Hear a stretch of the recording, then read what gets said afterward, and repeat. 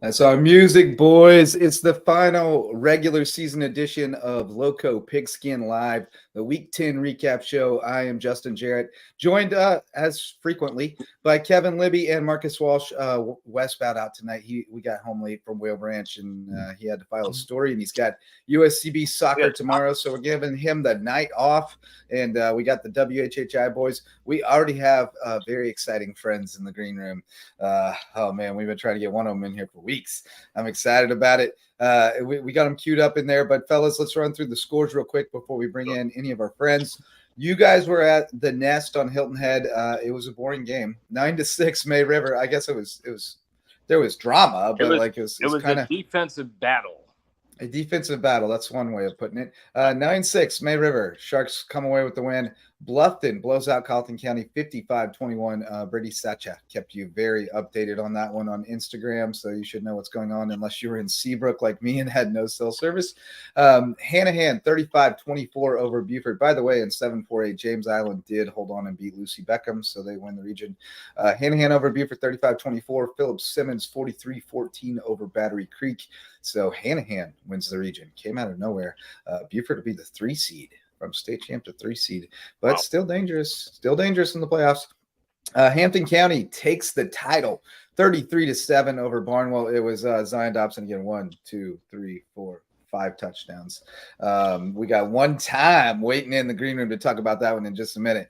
Ridgeland Hardyville on a miraculous play, miraculous finish, 5 seconds left. They scored the game winner 22-20 over Allendale Fairfax. So 5 dubs, 1, 2, 3, 4, 5 for the Jags. We got Coach Frazier in the green room as well. We'll talk to him in a bit. Bamberg Earhart took down Whale Branch in the game I was on at WSAV 28-10. It was 14-0, then 14-10. Whale Branch turned the tide. Looked like they might do it, and Bamberg just dominated second half. Just a really physical, tough football team. So Whale Branch will have to go on the road in round 2 if they want to make a run. Hilton Head Christian over Hilton Head Prep in the matinee. Sea Pines special 38-7, the afternoon delight. Wilson Hall 45-0 over JP2. Bethesda holds on 34-28 over BA after a furious second half comeback.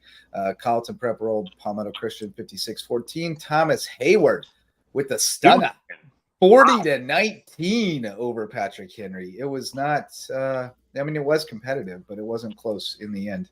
And now these are streaming across the bottom. And Providence Athletic Club, not Club, sick. Not Club. Won 62-6 over Cross. So those are the scores. But the biggest one for me, because he's in the green room, is Hampton County. So let's get one time in here. The man, the myth, the legend. What's up, baby?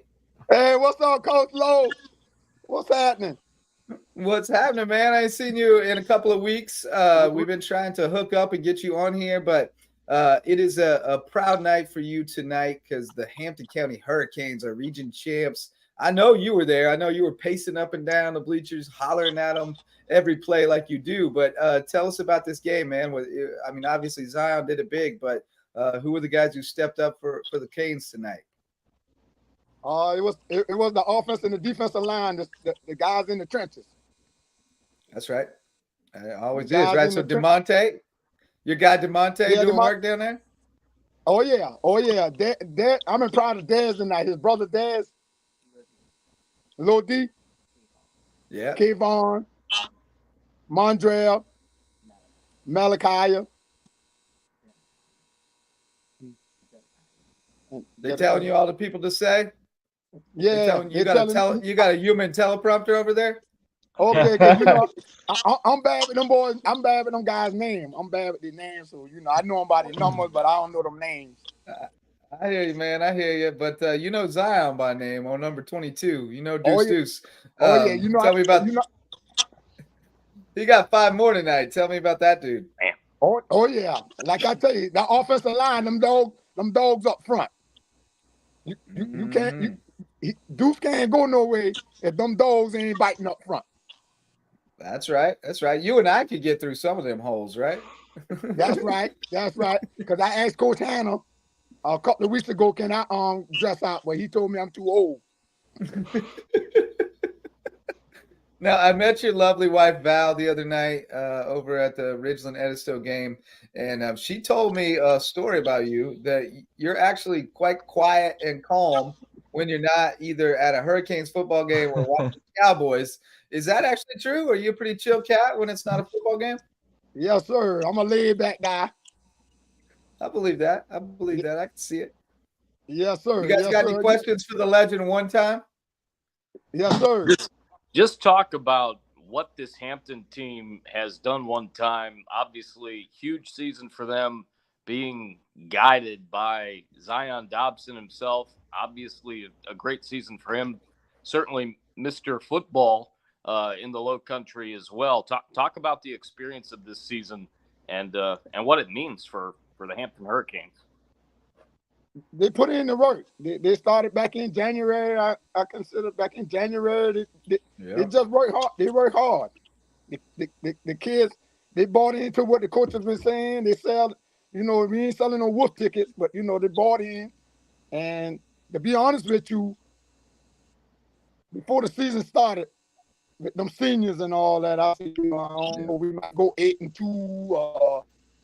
We could have run the boat, but I say it like this: that Brooklyn KC loss open them guys' eyes. Sometimes you got to lose. Yep. That's right. To get the program back where they want to be at. You know what I'm saying? Right. That been an Yep. eye opener for our team. Yeah, you got to be reminded sometimes that it's not supposed to be easy. Like you have to work for it, and sometimes you got to be smacked and reminded that it's got to be that way. But you come to it from the I'm Estill proud of side them of guys, things. man. Them dogs, we call our team the dog. We ain't got no puppies over here. We ain't got no puppies. We It's ain't that selling Bovane. no wolf tickets. We ain't Bovane's selling a no little wolf puppy tickets. We got still. dogs. You ain't selling no wolf tickets. You got dogs. But you come to it from the Estill side of things. And I know there was a little bit of apprehension and tension about this merger and how things were going to go down. Certainly from the Estill side. I mean, you guys were kind of integrating into an existing program in a big way. And I think there was a little bit of apprehension there, but I think that melted away pretty quickly. And everybody saw what Coach Hannah and this coaching staff are about. And so I'm eager to hear your perspective on that, coming from Estill and the way that, the community has embraced you guys. Facts. It's discipline. We more disciplined, the guys that, get used to the program and we got that discipline now and everybody been trying to get used to one another and feel one another out and they bonding. They on a, well, I want to say the answer I want to tell you, they gelling, they gelling at the right time now. You know what I'm saying? They turning on and they turning off. Yeah, I think they bought into the brotherhood thing. I think that's really struck a chord. Right. I think they're playing for each other. Right. And we got a bunch of dogs over here. Elster. A lot of people don't know we got about 7 or 8 guys from Elster not on the ball team. So I'm missing them dogs too. I wish they could have come out and help us. And maybe we couldn't go. We had to go both sides of the ball as much. But but Coach Anna and the coaching staff over there in Hampton, I'm proud of them guys. Yeah. They really instilled some accountability and to each other and to the program, and it's been awesome to see. I love the atmosphere over there, man. It's awesome. Yes, sir. We just been, we just had to get together and start gelling at the same time, and it took us a couple of games because we been turning the ball over early in the season, and we just had to feel one another out. But I think we're clicking on all cylinders now. I think so too. Like you had to get the snap down. That first game against Carleton, you couldn't get that snap to the quarterback, was killing you, but you got that figured out. Now you're rolling. Right, facts. We jamming now. We jamming, and only thing we got to work on now is our special team. I think the weakness on our squad right now is trying to get our special team together. The kicking and the punting, the special team. But other than that, we ain't got no weakness all the way around the board. Well, if they got one, you'll let them know about it from the bleachers, I guarantee you. And them dogs up front, I got to get to them dogs up front on the offensive side and the defensive side. Our offensive line and defensive line doing a damn good job for us. No question. Drake Drake DeLoach, 55. That guy's a beast. Big Ty J, 57. I love that guy. On the defensive side, Dan Anderson, absolute monster. Man, Trent Robinson, he's been outstanding. Like there's just, you're right. There's some absolute dogs in those trenches. And then you throw Kayvon on one end and Mickey Mandrell Sanders coming off the other edge. Like, whoo, it's nasty. So don't leave Cody out. Cody Seegers, that dude lays some wood. Absolutely. He's an unsung hero over there. Yeah, he played 4 quarters. Yeah, he does. Well, let me get your thoughts on this. Hampton County wants Oceanside Collegiate for a rematch. I think we all want that, don't we? Let me ask you something. Did they win? I think the whole state wants it, man. I think the whole state wants it. Did they win? They won 13-7 tonight over Timberland. Yeah, I need them to win that game. Okay. I did need them to win that game. Yeah. So you want them? You want them? Probably the second round. I think we're gonna face Bishop England, or we got to go. Yeah, third round would be. It wouldn't be till third round you'd see Oceanside, or the third or fourth, the lower state finals, whatever that is. Third round you'd see somebody else. So yeah, I don't know. I haven't seen the bracket yet. We'll figure it all out. We'll have it all figured out by Monday. Right, Coach. It'll be all good to go. Okay, it sounds like some facts. Yeah, it is. Yeah, man. You'll be all squared away. But we're going to get back out there for the playoffs. I think we're trying to do a live show out at the Hurricane Sports Cafe one of these weeks. So we'll have to get you on location with us, get you on camera with us. 10-4. That sounds like a winner.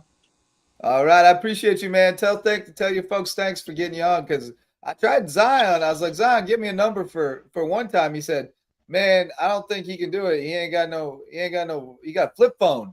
And I said, oh, no. But then I reached out to Miss Tanisha, and she said, oh, no, his wife's got a real phone. So we can get him on here. So, it took a minute. We had to find a night that the Cowboys weren't playing, but we appreciate you getting on with us, man. No doubt about that. Yes, sir. And I appreciate y'all. We'll see you real soon, brother. Thanks for that peanut bar, by the way. That got me home the other night. Oh, yeah. I love y'all, okay? Yes, sir. Love you too, bro. Take care. Oh, okay. Y'all have a good night. Be good over there. All right. Man, I love that guy. I'm so glad we got one time in here. That was fantastic. He's so great. I had to introduce the world to one time. And he was a little nervous. He wasn't totally himself like he is at the football game. Like he's totally loose at the football game. He's letting it go, but he's a good time. I know Coach CJ is going to have something to say about one time, because I know he heard him the whole dang game when they was playing Hampton. But let's get him in here and hear about this Maurice Brown game winner. CJ Frazier back on the show. Yes. You knocked it out of the park the other night, so we had to get you back. Your proud mama, sent me a text, and she said Jags pulled it out in the last seconds, 22-20. And Cliff over here says that Maurice Brown from Jasper really came through with seconds left to pull off the win. So tell us about it in the way only CJ Frazier can. Man, you got me following one time tonight, so it's not gonna hit like how one time does. You guys be calling me a legend, but one time is really a legend. No doubt. Right? But no, tonight was amazing. So first off, just to put it in context, this is senior night for us. Yeah. The last home game of the season, senior night, and these are the same kids that started with us 2 years ago that went through that winless season. Mm-hmm. Yeah. Right. So after not playing a season the year before. Mm-hmm. Yeah, exactly. We had no football that year because of COVID. Yeah. So we rebuilt the whole program. All these kids stayed on board. Well, tonight, starting off, wasn't our best game by no means. So we're struggling a little bit offensively, not getting things going, sputtering out in the red zone a little bit. Maurice actually gets a re-aggravated injury to his ankle. So we're all, gasping for air, right? We're like, what's going on? He gets up, halftime comes, he does senior night, he's limping in the senior night. So I'm over there talking to the rest of the team thinking he's not even going to come back. He comes back miraculously in the second half. We're still struggling a little bit because, he's a big part of our offense. The defense gets some big stops, and then we score with like 2 minutes left to make it a 6-point game. They have the ball down at their red zone, and they have about a minute left. Well, the defense gets the huge stop. We got maybe 30 seconds left with the ball. One completion, we try to get it to half field. I'm literally telling Mo, he's coming to me, he's like, Coach, what play we're gonna run? I'm like, hey, at this point, they just got to run down there and get open. You got to scramble around, make something happen. Yeah. He looks at me with so much confidence. Him and Jacquees Johnson, they look at me with so much confidence. They say, "Okay, Coach, we got you." And I'm thinking, man, that's their game. That's their game, right? That's their game. That's what they want to do. That's what they've been doing since they were kids, right? So he gets a big completion, like I said, get it to half field. We have another play. Mo scrambles out. He sees Winston Smith down the field, breaks in the middle of the field. He jumps over like two guys, catches the ball on his feet. At this point, I'm thinking he's going to get tackled, right? I turn around. I'm like, oh, game's over. Next thing you know, I just hear the crowd going crazy. We had a great crowd tonight because it's senior night. I hear the crowd going crazy and turn back around. Winston's running into the end zone. All of our coaches are just running past me. I'm telling you, talk about a great experience for kids. It honestly felt like winning a championship. I'm serious. So this is one of the best moments I've had as a coach so far. And for it to be senior night and for these guys to go out like that, man, I'm telling you, this is one they're gonna remember forever for sure. So it was a great night. 5 wins means something in Ridgeland, man. It's been a minute. It does, man, and I hope people really understand. Like, we got everything moving in the right direction. We're doing it, doing the right things, and the discipline is where it needs to be. And if I could show you guys our class GPA, I mean, our kids are doing the right thing in the classroom. They're staying out of trouble. So 5 wins is huge for us, and it's going to keep tallying up each year. Mm-hmm. Well, CJ, I've talked, a lot the last. We did have a note for you in the comments, Coach. D'Angelo Forrest is in the building. I'm not sure what that means. That's my center. We can't forget about him, like you talked about with Hampton. If you don't have a center, you can't do nothing. That's right. So shout out to Forrest. Yeah. Right. I've mentioned too just how impressed I am with this team. I saw you guys in that May River game last year. It's what opened our WHHI Sports TV series for the season. Yes, and then getting that win at the end of the regular season, getting you guys into the playoffs, being able to taste that, and then from then on out, just keeping on chopping and getting after things, getting these big time wins, and congratulations on a great, really last year and a half, getting to 5 wins and getting into the playoffs. Got to feel absolutely amazing for you, knowing where you're at now. And where you've been all around the Low Country, going back to your days in Bluffton too. Yeah, yes, sir, Marcus. You hit it. Yep, go ahead. No, I was gonna say, and at Whale Branch Middle, my guy Zoe Allen hit me up the other night and says, "I'm so glad we had Coach CJ on the show. He coached all us guys at Whale Branch Middle. Like it's starting to pile up already. The number of guys that you've touched, in the short time. It's awesome. Yeah, for sure, man. And I tell you, this win tonight feels amazing. But those moments like you're talking about is really the wins that I get, like we talked about the other night. The wins and losses are going to come and go. But the main thing about tonight was these kids winning on their senior night. I mean, they're gonna remember that for the rest of their lives, and for them to go out like that. I mean, these guys, Maurice Brown, Jacquees Johnson, they put it out on the line for us, every game, going back to like playing 4A teams like May River, playing 4A teams like Marlboro County. We don't just play the easiest schedule, right? We take a challenge, and we go out and we compete. And these guys, I mean, Maurice got beat up tonight. It was a lot of running around. He really had to pull out his Superman cape and he got it done. And the rest of the guys got it done. It's a beautiful thing to see what's going on here in Jasper County. And I just can't believe I'm a part of it, and in the Low Country in general, like you alluded to, even the kids around the area, they see what's going on here in Jasper County, and they see the vibe and the energy that we're putting out, and they know that good things are turning in the right direction. And, that's all we can ask for. Yeah. And it's going to be fun for basketball season. Always is. Always. Yeah. What's up, man? True. My read on you guys is that you got this place going where you have leaders who've developed in your system. And now at this point, your locker room seems like it's just taking care of itself, which means as coaches, you guys are just out there calling it, and the guys are just giving it to you. That way you describe, go get me some points, and you got it. I mean, that's a relationship that you've built over some years. Tell me about those leaders. They're now, again, setting the example in that locker room and really changing the way the culture is up there. Right. Yeah, that's exactly it. And it starts outside of the field. So they get the freedom to do things on the field by showing that they have discipline outside of the field. So, these guys that we call our leaders aren't just doing it at practice every day. They're doing it in the classroom and they're doing it in the weight room. So then that translates to having trust as a coach, because you need to be there day in and day out for us to be able to develop that trust in you. And luckily we've gotten to a point now that this group of seniors right here that won this senior night, they've earned that trust. So they do get some leeway when they're out there on the field. But it's also about us, creating a system that's fun for them. That's all. That's always important too. You have to create schemes and you have to create systems that fit your players and where players are going to come out and play. I think you alluded to earlier, the basketball teams have always been great here at Ridgeland and Hardyville. Yeah. And I think now we also have systems to where the basketball players are interested in playing.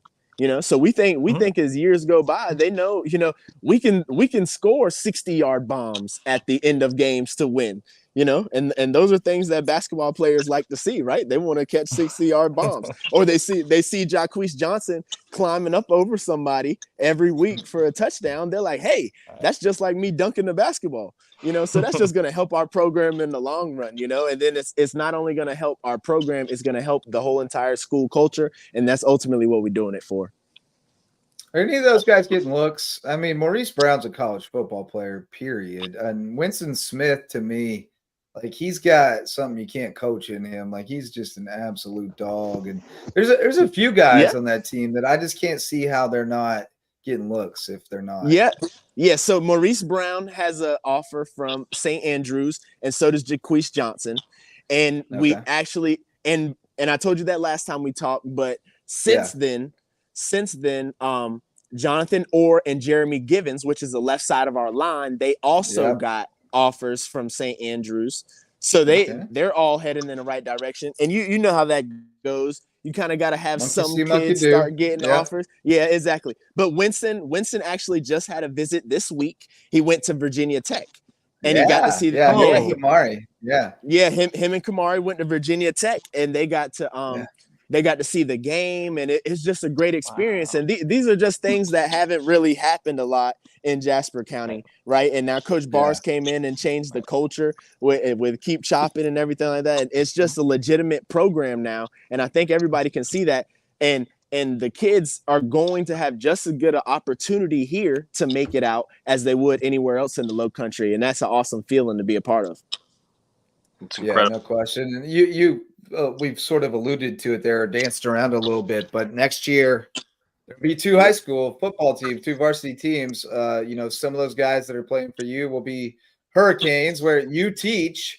So it's all intertwined right now, but it's gonna be split apart. So I'm sure there's obviously some bittersweet feelings about that. And but as you look forward to next year, what does that do for the landscape for Ridgeland? I know Hardyville's excited about their JV group, and they should be a factor, I think, in 1A. But what's it do for you guys?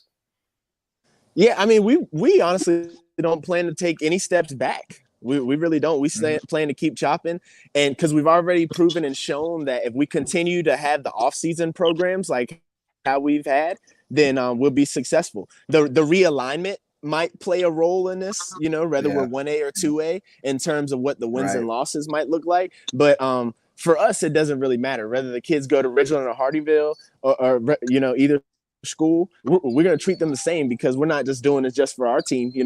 We're our coaching staff in general. I'll speak for our coaching staff. We just want best for either kid, whether they're in Ridgeland or Hardyville. Yeah. So this is not a situation. They're all Jasper County kids, man. They're all kids. Jasper County kids. Exactly. So this is not going to be one of those situations where we're trying to recruit this kid so hard, or we're trying to recruit that kid so hard. We're going to do whatever's best for them, and we're going to be honest with them and tell them what we think's best for them. And I want to help them in any way I can, no matter what school they go to.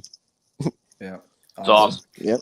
Well, we appreciate you, man. Thanks again for your time. We kept you waiting a while we were talking with one time, but that was like a unicorn sighting getting that guy on here. So that was fantastic. But thanks, Coach. We appreciate you, and congratulations on another great win and a terrific season over there, man. You guys are definitely making some progress with the chopping these days. You chopped for a while before you started making some progress, starting to actually put a hole in that wood, but we're rocking and rolling now. So. Yes, sir. Yes, sir. Appreciate you guys. Take care, CJ. See you next week. You, man. All right.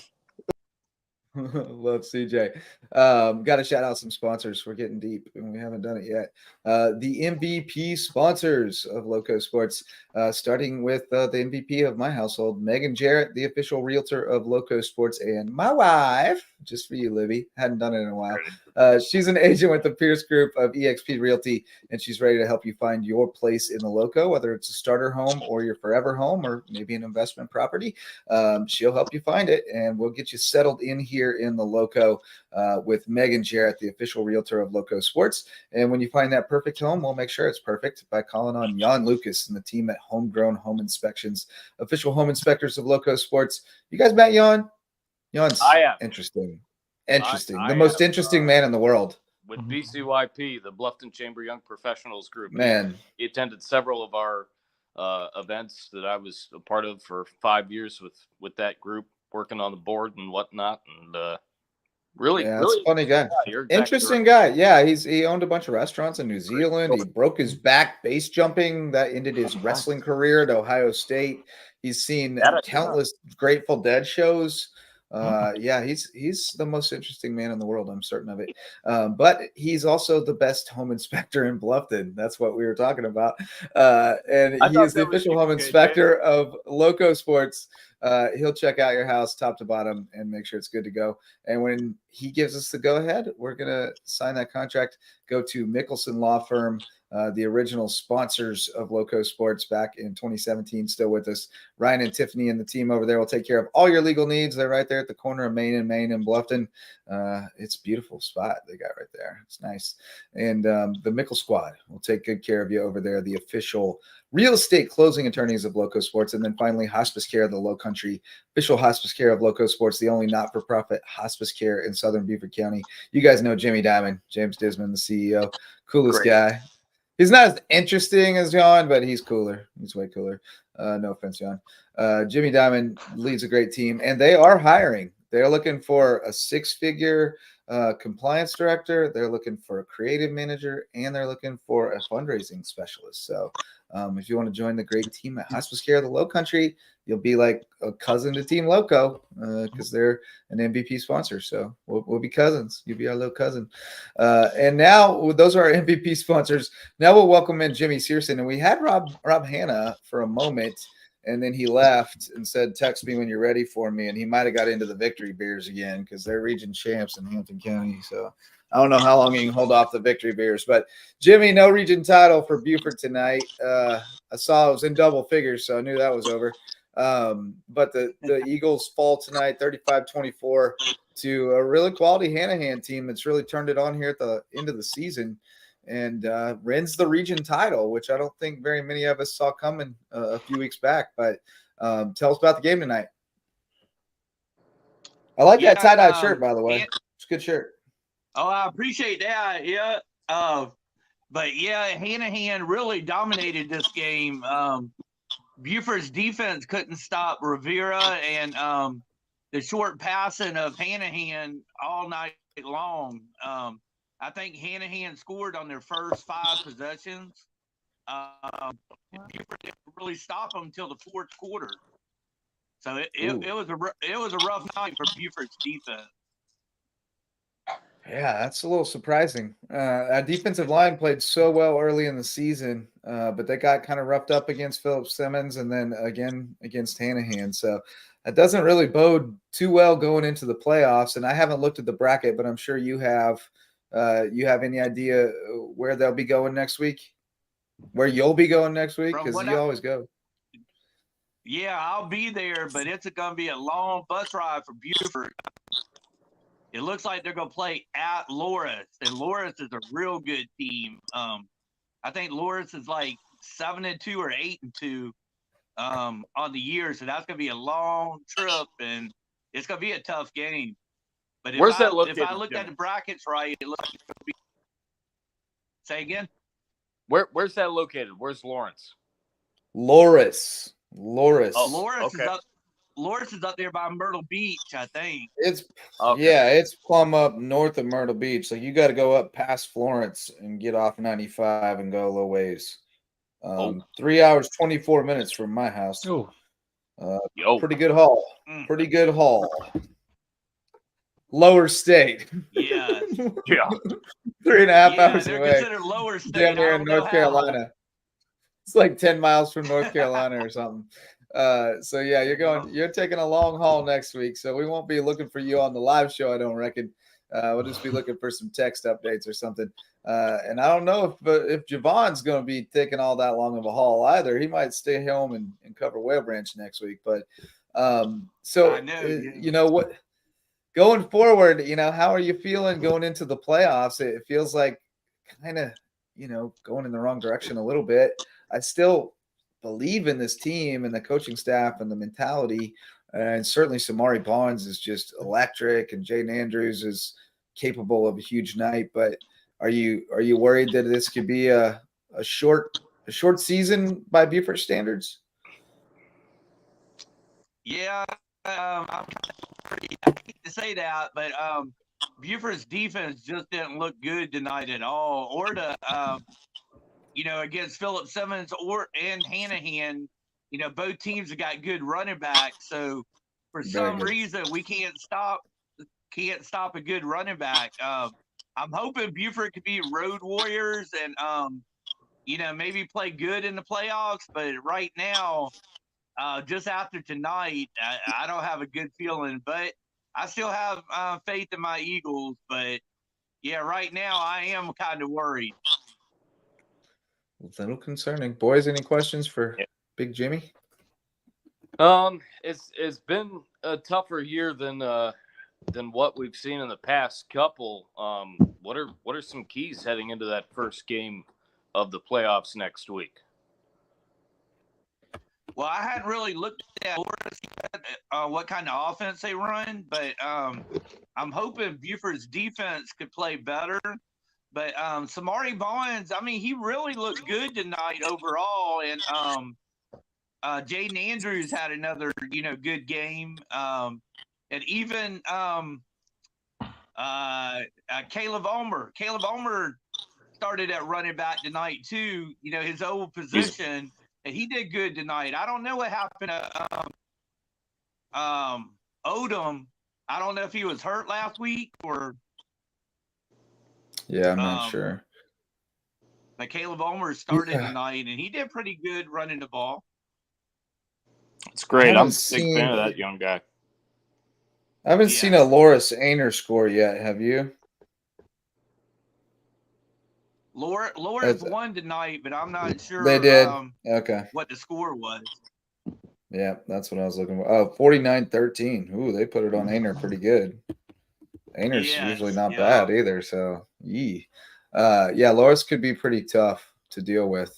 They have no stats online or anything, so I have no idea what they got. But they've outscored people going into tonight. It was 249-93, and they won 49-13 tonight. So they're rolling it up on people. Man. So that's going to be a tough one for sure for Buford. But Jimmy, did you hear other scores around? Whale Branch was in it at halftime, and Bamberg just kind of rolled over them in the second half. And then Hampton County, 33-7, 5 more touchdowns for Zion Dobson. They're the region champs. Man. Congrats good stuff. to them. Yeah, and we haven't talked about your game yet, boys. It was kind of boring. It was 9-6. Well, we do have some highlights courtesy of Dave Williams from WJCL. The man, another man, myth, and legend, Dave Williams. Mm-hmm. Yeah, like I said, it was really a defensive showdown. Got a couple of huge runs periodically. Jordan Williams there, even from Hilton Head, but Jordan Williams was a dude, and certainly Tanner Macy got our MVP of the game and he put that team on his back and made some huge plays in big moments, certainly on the ground, just leading his team to that victory.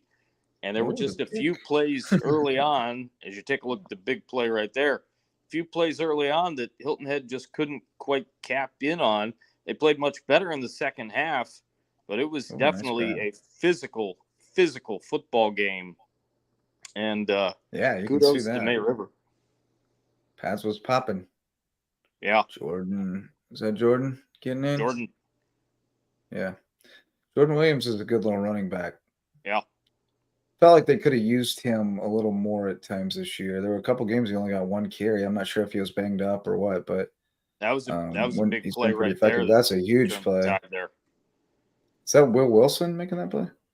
That was is that who 41 is? Who's 41? That was Ethan Sprinkle. Yeah. Ethan Sprinkle. Right. Yeah, we shouted him out on the pregame.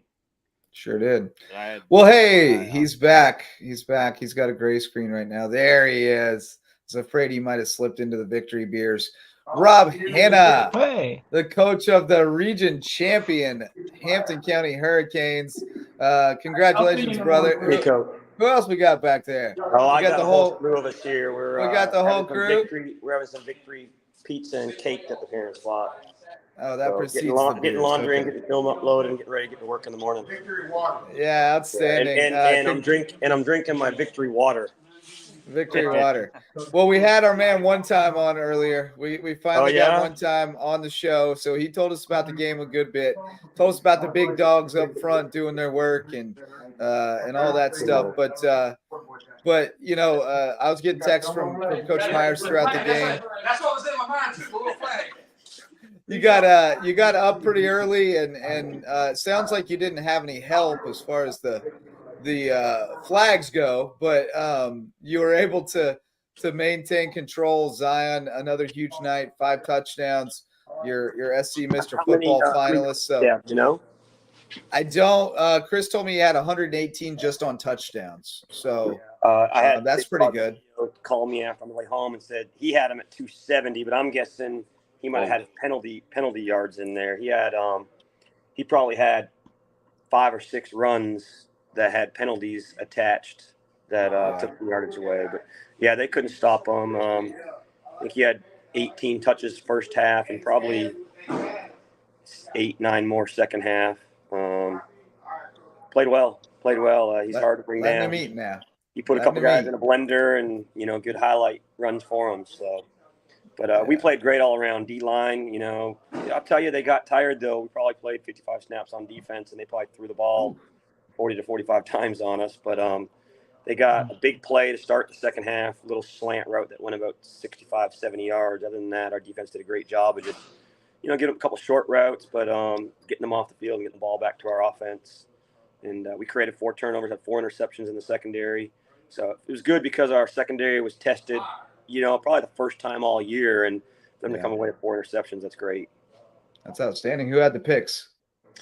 Let's see. Jalen Singletary had one. Yeah, I was going to guess he had one. Damon Lockheed and Cody Seegers. Oh, yeah, Seegers. All right, yeah, we One Time shouted out, I think 2 of them 4 guys. So yeah, he made sure we didn't forget Seegers. He loves Seegers. Oh, he got to ring the bell? Oh, after we broke down at the end of the game and wwent to the locker room to celebrate, he sat there and rang the bell probably 15 times on the sideline. Well, I mean, you looked up one time during the Woodland game and he was in the Woodland stands and just running his mouth. Barnwell's a little bit like Wade Hampton. The stands are right on top of you, so he was in there trying to call plays all night. Oh, yeah. I'm sure he was. You guys called him out on it one time. You got called for roughing the kicker after he told you to go out to send everybody. So you had to look around and tell him it was his fault. Oh, that guy's something else. But, you know, talk a little bit more about that offensive line that has, I mean, obviously you got a guy who's rushed for now close to 1,800 yards and a bunch of touchdowns. And you got 5 more than I think he's 26 on the year. They did a great job. We came out, you know, we had a first play scripted and we missed a block or it might have went for 70 yards, but then we just kind of got in our traditional 2-back and powered the ball down the field, ran a little bit of our different counters we run, a little misdirection, and Zion probably carried it 5 times and got in the end zone.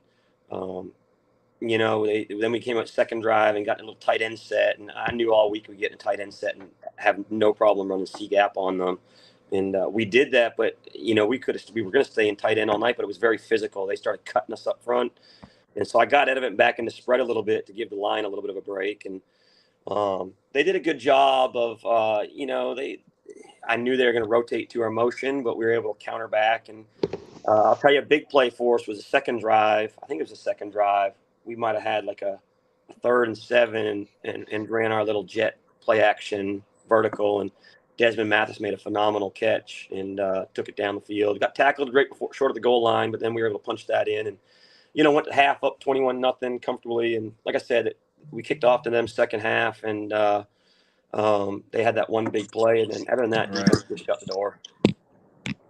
That defense is fierce, man. We got very conservative fourth quarter and just kind of ran the ball and put Garvin in, let him run a little bit, third and fourth quarter, and milk the clock and get out of there. I didn't want to screw something up and cause a turnover to give them some momentum. So happy to get out of there. And I think we're pretty healthy. We got, I think, 7 guys that got to come in for treatment in the morning, but minor bumps and bruises and things we can take care of and get ready for next week. Yeah, so I'm sure you've got it figured out. You know who you got next week? Yeah, we got Bishop England. Bishop England next week. England, yeah. I know you don't want to worry about beyond that, but taking care of business tonight means that you wouldn't have to tangle with Oceanside until that lower state championship game. Yeah, apparently they were down fourth quarter and almost. They won 13-7. Yeah, it was a battle. Yeah, so Coach Wright told me. Coach Wright, him and I talked earlier this week at Timberland, and he told me they thought they had a really good chance. He said they're good, but they're not the Oceanside of past. And he said he thought they had a good chance of winning. And obviously, it was a defensive game. He's a great coach. He was here for a hot minute 5 or 6 years ago, and so him and I built that relationship. And we talk all the time and help each other out throughout the year and bounce ideas off each other because they're very, very similar to what we do offensively and defensively. So, but yeah, excited for Bishop England coming in. It's we'll go to get to see an even front, which we haven't seen in a little while. So I love calling plays against an even front rather than an odd. And they're a lot of spread. Our kind of spread stuff when we get in 4 wide. That's the kind of their offense. I've got a couple films on them already. So not that I was looking ahead, but some common opponents this year. So right. Yeah, we'll get there. Jody Allen said earlier that Hampton County wants Oceanside for the rematch. So absolutely, to be the best, you got to beat the best. So that's right. We want to play the big dogs and earn our way there, and I think we've earned some respect. But it just means more when you beat the teams that are at the top, and they knocked us off like Wade Hampton last year. So they're on our list to hopefully get a rematch with. If they would have lost, we would have gotten 3rd round at home. But, if they happen to get the lower state, we'll be happy to give them a shot at their place again. Right on. Fellas, any questions for Coach Hanna before we let him go enjoy the victory water? The victory water. Coach, just talk about what you've seen, from your team as a collective unit. We talk about Zion Dobson so much, but Garvin as well and company, and just how proud you are of the guys.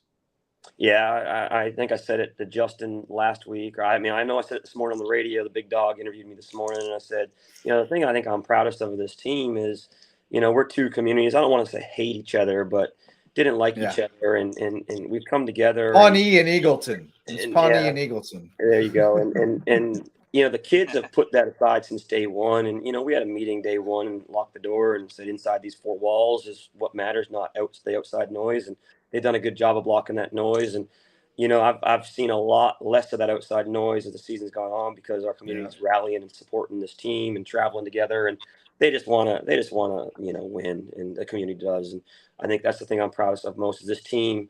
What we're doing on the field week in and week out is helping bridge the gap between these 2 communities. And, I hashtag all the time on Twitter, hashtag one Hampton County, one HC. And that's our goal is, through the game of football, Lowco series together. And that's right. One Lowco. But obviously, it's a phenomenally talented team. They work hard, and they're easy to coach. I do get frustrated Monday through Thursday every day at practice about something. I'm blowing a gasket, but I looked at Coach Paul on the ride home. I said, as frustrated as I can get on a Tuesday or a Wednesday practicing punt or kickoff, man, these are a fun group to be around. They truly do care. They just want to win. They just want to play ball. It's awesome. Yeah, they do. They do. And we talked with one time a good bit about, just that transition and him coming from the Estill side and the apprehension about that and how good of a transition it's been and how much people have bought into it. So it's been great to see. And it's, we were hyping you up last year. We knew it was coming, and we knew what was it had a chance to be special. So congrats to you guys on a well-deserved region title. And we're definitely coming out to Hampton again because we won't have too many teams playing at home beyond next week. So who else? Hurricane Sports Cafe in the Low Country Fair today.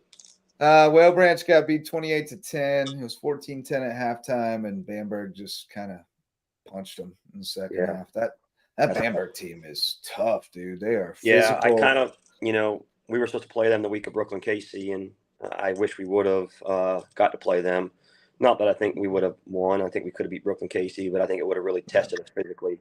Yeah. They're a well-coached physical team. So boy, their defensive front. You wouldn't have liked calling plays because they run 3-4 and they rotated dudes in there, and they had 3 big old beefy strong dudes up front all night long. And Downing, the big linebacker, is just he plays that H-back role for him too. Yeah, he is a force on defense, and it just, they couldn't push him back. Like they just couldn't push him back. They got Bowers in at quarterback, and he actually had a great game. He went over 100 rushing, had a 72-yard pick six, and just did some really nice things. And that got KJ in space a little bit, but they just weren't able to do much. So. Marcus, you got a jet, bud? I think I do. I think I got. All right, you got a big day tomorrow, so we'll holler at you later. But we appreciate you coming on, man. Absolutely. Talk soon. Thanks, fellas. So Beaufort lost. Jimmy told us about it. 35-24. What else? Hanahan's getting it going, aren't they? Yeah, Hanahan's rolling now. They got a very good coach. Coach Kerr. Patrick Henry lost. Patrick Henry lost 41-19 or 40-19. Matt Gohagan says, "I thought you were coming to our game. I guess a good thing you didn't." Well, I got paid to go to the Whale Branch game and be on TV, so I had to go there. You get paid to go everywhere. Always a plus. No, I don't. I don't get paid to go everywhere. That's why when there's a paycheck attached, I definitely go to that place. We got to try to make some bucks over here. Hey, Coach. Yeah. Coach, I gotta know about some culture over on your team. I got 2 questions. First of all, who's your best locker room DJ, and who's the funniest player on your bus? Oh, that's tough. Zay Garvin doesn't shut up. He's always cracking jokes. Never. Coach Zay Moan runs his mouth too. Coach Paul's the only one that's allowed to play music. Okay. He's the only one that's allowed. But no, a lot of fun guys. Trenton Robinson's a character. Zedekiah Raymond. It goes on and on. Jazz going. Jazz is all right. Big D. He's like an old soul, man. He's always they all are. Zaymon's pretty funny. Zaymon's pretty funny sometimes. Zaymon, for the most time, pretty serious. I felt bad. We put him out at slot receiver tonight.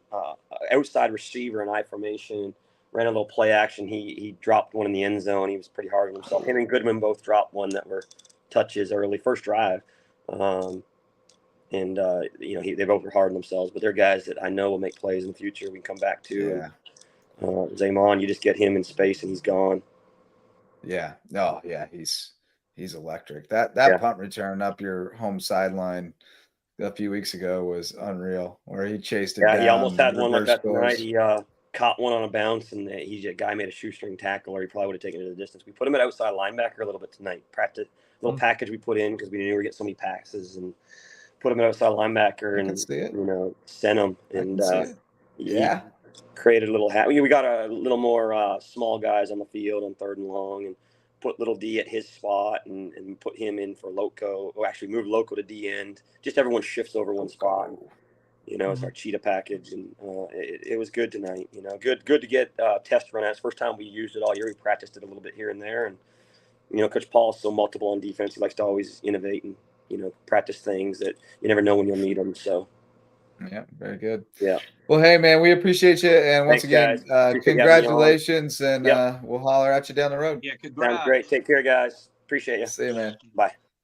Rob Hanna, coach of the Hampton County Hurricanes, region champs. Outstanding season from them. Not done yet. I think they're going to make a run, boys. I think they are. We didn't get anybody on to talk about it, but yeah, I think so. We didn't get anybody on to talk about it, but Thomas Hayward, we were trying to get Tony O'Banner, but he's probably going on a recruiting visit tomorrow. That's what he always tells me. Yeah, I heard the Rebels got a big win tonight over Patrick Henry, huh? They sure did, and I'll give you a little rundown from Stricklander. All right, so Stricklander gave us the scoop here. Lost 40-19. It was close for a while, but turnovers and penalties killed Patrick Henry. Threw 3 picks and lost a fumble. I told you on the pregame show that Thomas Hayward's secondary, don't sleep on them. You're not going to be able to just throw it all over those guys. Cutter Williams, Josh Gibson, Robinson, like those guys are a problem. Threw 3 picks and lost a fumble. Slow start, and that hurt us. We brought it back and ended up 21-14. Thomas Hayward then 33-19 after we got a field goal and a safety. Well, there you go, another safety. Marcus missed it. And then they put on another score. So Thomas Hayward, and you heard me hedging on game day. Like Wes was like, Patrick Henry, and I was like, man, I don't know, man. He kept saying how tough those kids were, and I was like, I don't know, man. Those Thomas Hayward kids are real tough. Like they may not be as talented as some of their opponents, but they out tough everybody. And so I can't say I'm surprised they won. I'm a little surprised by the lopsided nature, the 21-point nature. But Thomas Hayward, not surprising. Jason Alfonso says, region champs, let's go. It's got to be one of the coaching jobs of the area this season, I think, with what McGeary's done out there, because everybody thought they were going to be way down when Shuford left. And even going into the season, people were saying, well, Tony's got to go somewhere else because they're going to be so terrible. And they're not. They're pretty good. They're pretty good. Tough kids. But you've been around this area, Jimmy. You know, Thomas Hayward is always tough. Like, they're always tough. Yeah, that's what I was going to say. You know, in the early 80s and like mid 80s. 70s and 80s, they were. Yeah, Thomas Hayward was a powerhouse. That was where the men were men. They all looked like they were 40 years old and had mustaches. Yeah. And you know, that's my wife's school. That's where she went all 12 years of school. All right. So, yeah. Outstanding. Yeah. So Thomas Hayward, outstanding win.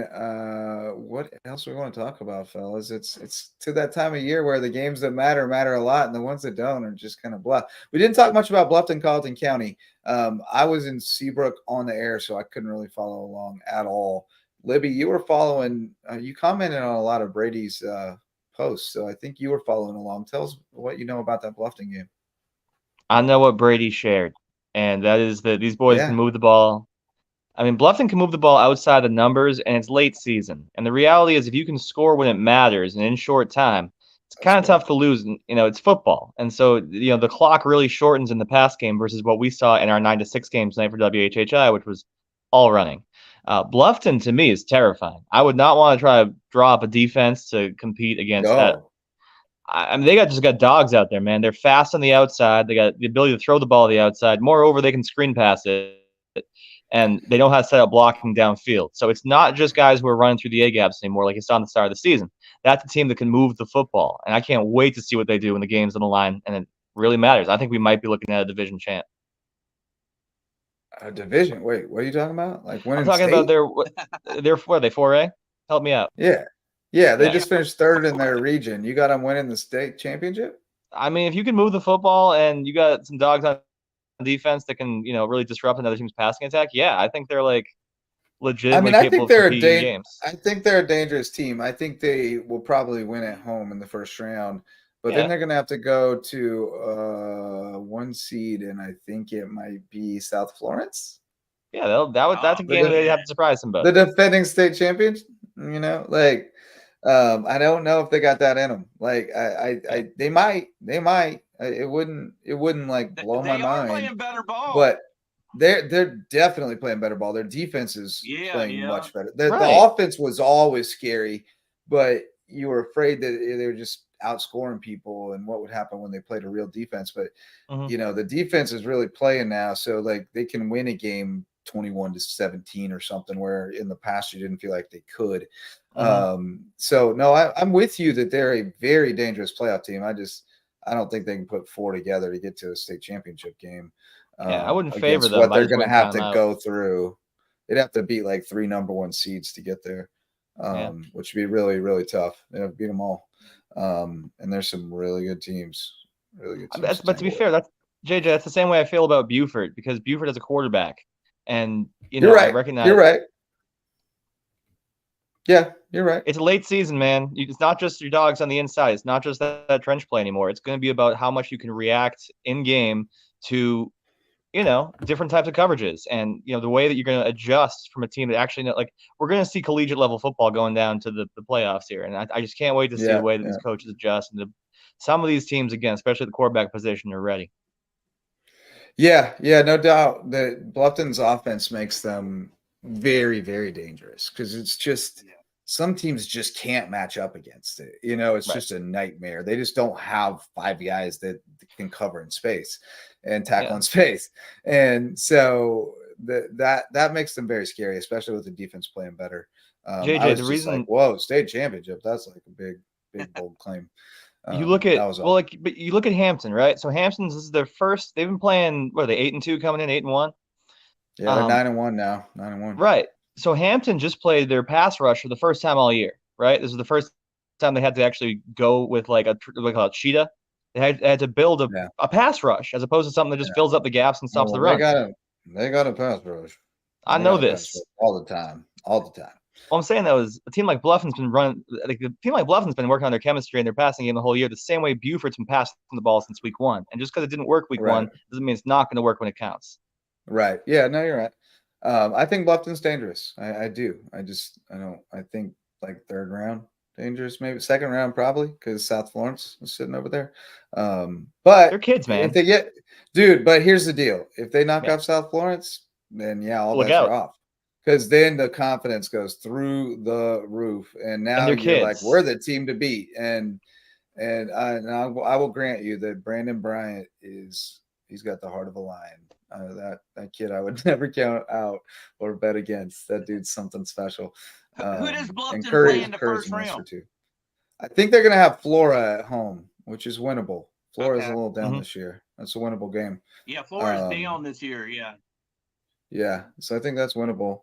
So that was the other big game that we hadn't talked about much. Philip Simmons 43-14 over Creek. It was backwards on score stream and freaked some people out for a little bit, but critical thinkers were like, well, that can't be right. Like Creek, if it said like 17-14, we might believe it, but 43-14 Creek winning did not add up. We talked about Richland Hardyville, awesome win, 22-20 over Allendale, 5 wins for the Jags. Bamberg put it on in the second half. Let me tell you, Bamberg, they got a running back named Nick Folk, who is a big, strong dude. And then the kid, Hatcher told me after the game, this was his summary. Well, they just whooped our ass, didn't they? And I said, yeah, pretty much. And he goes, I don't know how else to say it. They whooped our ass. And he was absolutely right. They were big and strong and physical. And he felt like Jamie Downing, number 21 for Bamberg, who's their sniffer back, their H-back guy, lead blocker, and monster at linebacker. He's like, that guy should have been in the Shrine Bowl. I don't understand how he's not in the Shrine Bowl. And he's only got D2 offers, which, again, these small-town Class 1A schools in rural South Carolina, there are diamonds in the rough, man. They are just laying around. Come get them. Do these kids just need to run track so we can just get their speed and give them a combine stat? Because what can these kids do? That would help to get. That would help. That's definitely a factor. But I think the Downing kids just you just got to look at him and go, that is a big, strong, physical, relentless player who is just going to run through a wall for you. Who cares what his metrics are? Put him on the field somewhere and see what he can do. Let him figure it out. Let him be a missile. He's not Rudiger. He's a kid that knows how to ball. Yeah, With respect to Rudy, I'll tell you, for a 1A football game tonight, it was some serious big boy football, and it was, but because it's 1A, everybody's going both ways, and so you are playing old school slobber knocker football, going both ways, and it was a battle. And Bamberg just had a few more bodies, a little more depth, and they were able to rotate their backs in and out. They were able to rotate their defensive linemen in and out. And that made a huge difference in the second half. They just were able to get lower and drive off the ball a little bit more. But, the Whale Ranch quarterback coming next year, Jermon Bowers, and I'll tell you, they had to use that a lot more tonight than they have because there was nothing in the middle. So they had to put Bowers in and get KJ outside and try to do some different things. And it was very effective. And I think we'll see more of it in the playoffs. And I think it will make them a more dangerous team, these next couple of weeks. And they'll have to win the second one on the road. But I think they're a region champion type of team. I just think Bamberg was better tonight. So I don't see why they can't win a road game over a region champ and keep rolling. I think they're made for it. But we'll see how they respond, right? Because you lose that first one, and it's senior night, and it was for the region championship. And some guys maybe don't show up on Monday with the same mentality they had last week, and that's what you worry about. So you got to get them back in there Monday, get to work, and let them know that we could lose one, we just can't lose another one. You gotta win them all from here on out. So good times of year though. We should have Skeeza brackets soon. I think they're already made, and then there were a couple things they were just going to move around because people were already mad about them. Earlier this afternoon, they weren't even out yet. They just had seen them. Hilton Head Christian was already mad because I think they're the 4 seed, which they're pretty mad about, rightfully so. They haven't lost since freaking August. And Florence Christian's going to get seated ahead of them at 6-4 when HHCA is 8-2. It's dumb. So that's a weird deal. They're mad about that. And I'm sure somebody will be mad about the 2A bracket and the 1A bracket too, because that's what happens when you just make them up. It's no rules. You just make them up. But Hayward might slide. I don't know. Somebody told me, and I never know. Some people just tell you, this is what I heard the Skeeza brackets are, and sometimes it's true. Dave Carrick thinks that Bluffton may play Richland Northeast. Somebody had told me it was going to be Flora, but that might have been assuming a result that didn't happen too. That happens. If it's Richland Northeast, that's where Will Wilson is, right? Yeah, that's where he's at. Yes. Yeah, Will Wilson's the quarterback, and he's east. If it's Bluffton against Richland Northeast, it'll be like the over/under will be 110. Yeah, at least because they air raid too. Wilson's got offers to a bunch of SEC schools, including Arkansas. Oh, dude, if he plays at Bluffton next week, that'll be amazing. That would be that'd be a good game. Yeah. Over/under set at 109.5. Let's go. They had a game earlier this year that was 72 to something or other. I gotta look that up. I hope it is Richland Northeast. That'd be a fun game. That'd be really fun. Bring it on. Yeah. I didn't know where I was going to go next week, but if it's them, it'll be there. So Richland Northeast, they had a game earlier this year. They beat AC Flora 73-58. Man. That's 131, y'all. That's a lot. They've scored 323 and allowed 376. No defense necessary. No defense necessary. It's like 8-man numbers. Yeah, I think he's right. If Richland won tonight, then and they should have, then it should be Richland, not AC Flora. Because Richland beat AC Flora in that crazy game. So it'll be Richland Northeast. Let's go. Ooh, that's fun. Let me look at Will Wilson. Look at his stats. So Will Wilson, for people who aren't following along, his father, Walt Wilson, was the coach at Battery Creek for a number of years and had that program on the best footing it's been on in a long time. They don't have complete stats up. But through 3 games, Will Wilson had passed for 649 yards and 7 touchdowns with no interceptions and rushed for 264 yards and 4 touchdowns. So he was on a good track, and he's done nothing but that was before they put up 74 in a game or whatever. So he's pretty good. Justin, what do you think Battery Creek? How do you think Battery Creek would do if they were still at Battery Creek? Oh, man, I don't know. It's hard to say. If Walt Wilson had been here this whole time, if he had been there that whole time, they'd be really good. They'd be really good. I think so too. I mean, they were a winning team when he left, and I think he just saw that it was not going to be the best situation for Will to develop into the player he wanted him to be, and have the opportunities he wanted him to have. And obviously, they made the right move at Richland Northeast. He's got like a dozen offers or whatever. Everybody and their brother. I know Arkansas is on him hard. So it's obviously played out well, made a wise decision as a Pops. And I think he took a step back to take that job, if I'm not mistaken, and was the coordinator for a couple of years and now is the head coach, but I'm not positive about that. But Walt Wilson is a very good coach and mentor. And I believe if he was still at Battery Creek, they would be a problem. Buford would be worried about them. Yeah. I think so. Yeah. Really, I really do. Especially because Will would be playing quarterback, and we saw that. Now, granted, that offensive line, I don't know that they could have protected him, but they had an offensive line when Walt was there. That guy knew how to coach some linemen, so I think that would have been an interesting development if he had stuck around. But that'd be really fun.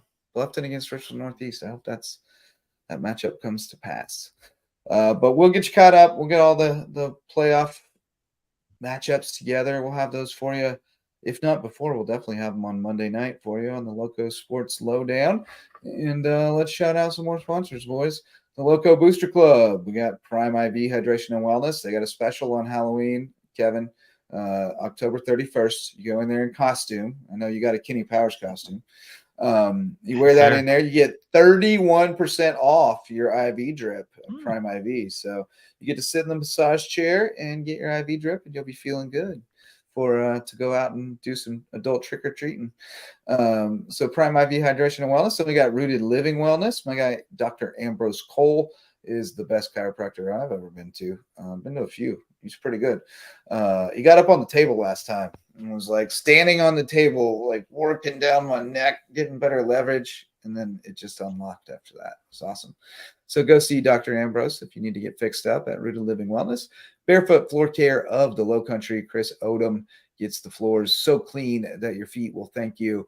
He told me like 6 new ways to get floors clean today, and I've never heard of any of them. Eagle Creations is your best kept secret for full-scale promotional products and custom gift baskets and apparel. They got all kinds of stuff over there. If you need shirts or hats for your business or your team, they'll get her done. And if you need to get some gift baskets for the holidays, hit them up. Proudly Southern gift baskets with lots of cool regional fare. And then finally, Court Lifestyle Pros, your buddy and mine, Daniel Court, and his lovely wife, Debbie, Low Country natives selling the Lowco lifestyle on Hilton Head Island.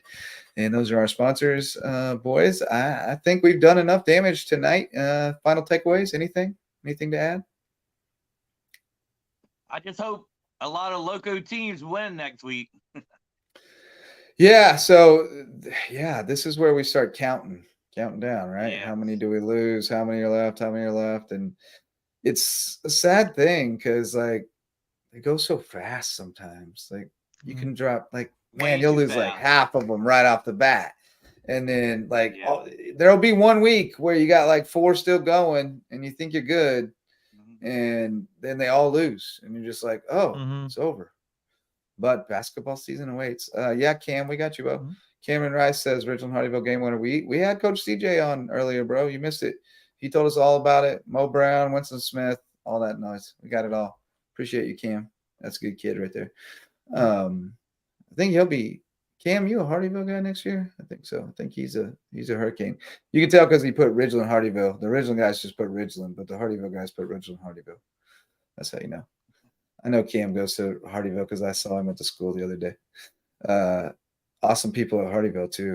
Watch out. There's going to be another hurricane coming next year. Not just Hampton. Hardyville Hurricanes coming to 1A. Look out. Shout out to all of our guests tonight. One time he came on. One time, finally made it on.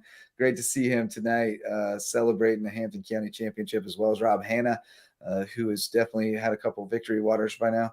And then, of course, Jimmy jumped in with us, and CJ Frazier, who's becoming a main character once again in the Lowco sports scene, making a second coming. So great stuff tonight. Appreciate all you guys hanging out with us. Thanks to everybody who came along for the ride. We do it for you. And thanks to all the sponsors, the MVP sponsors, Megan Jarrett, the official realtor of Lowco Sports. We'll see her in the morning. Mickelson Law Firm, Hospice Care of the Low Country, Homegrown Home Inspections, our varsity sponsors, DDS Web Design and Parker Law Group. And you just heard about the Lowco Booster Club. If you'd like to join them, hit me up at locosports@gmail.com. That's at lowcosports@gmail.com.